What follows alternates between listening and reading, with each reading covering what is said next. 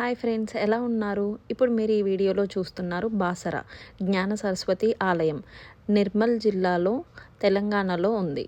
Only 1 day trip, only 300 rupees. Hyderabad నుంచి Kacheguda train available ఉంది. Intercity బాసరకి 90 రూపీస్ టికెట్. మార్నింగ్ 7:10కి స్టార్ట్ అవుతుంది. 11:10 కల్లా మనం బాసర రీచ్ అవుతాం.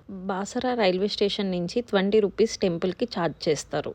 బాసరలో చూడవలసిన ప్రదేశాలు: Gnana Saraswati temple and Godavari ghat and Vyasa Maharshi గృహ. భారతదేశంలో ప్రముఖ జ్ఞాన సరస్వతి టెంపుల్స్ ఒకటి కాశ్మీర్లో ఉంటే, ఇంకోటి తెలంగాణలో బాసర టెంపుల్. ఈ టెంపుల్లో మనకి సరస్వతీదేవితో పాటు లక్ష్మీదేవి, మహంకాళి అమ్మవారు కూడా ఉన్నారు.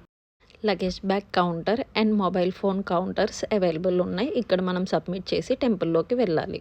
Books, pens and toys, white colour lotus, coconuts, Saraswati విగ్రహాలు అన్నీ అవైలబుల్ ఉన్నాయి షాప్స్లో.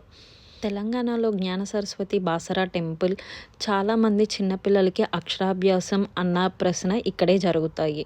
చాలా అంటే చాలా ఫేమస్. సరస్వతి లేపం కూడా అందరూ చాలామంది తీసుకుంటారు. సరస్వతి టెంపుల్ బ్యాక్ సైడ్ నుంచి మహంకాళి టెంపుల్కి వే ఉంటుంది, వెళ్ళండి. టెంపుల్కి రైట్ సైడ్లో దత్తాత్రేయ స్వామి టెంపుల్, సరస్వతీదేవి అమ్మవారి శారీస్ కౌంటర్ కూడా ఉంది. ఇక్కడ మహంకాళి టెంపుల్కి పైన ఉంటుంది. పురాణం ప్రకారం వేదవ్యాసుడు ఇక్కడ బాసర టెంపుల్ని నిర్మించారని చెప్తున్నారు. మహాభారతం తర్వాత వేదవ్యాసుడు బాసర టెంపుల్ గోదావరి గట్టున తీరంలో ఉండేవారు.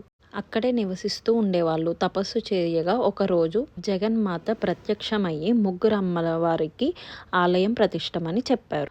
అప్పుడు వేద మహర్షి గోదావరి నుంచి 3 గుప్పెట్లతో ఇసుకను తీసుకొచ్చి ముగ్గురు అమ్మవారిని పేర్చి పసుపు కుంకుమలతో పూజించసాగారు.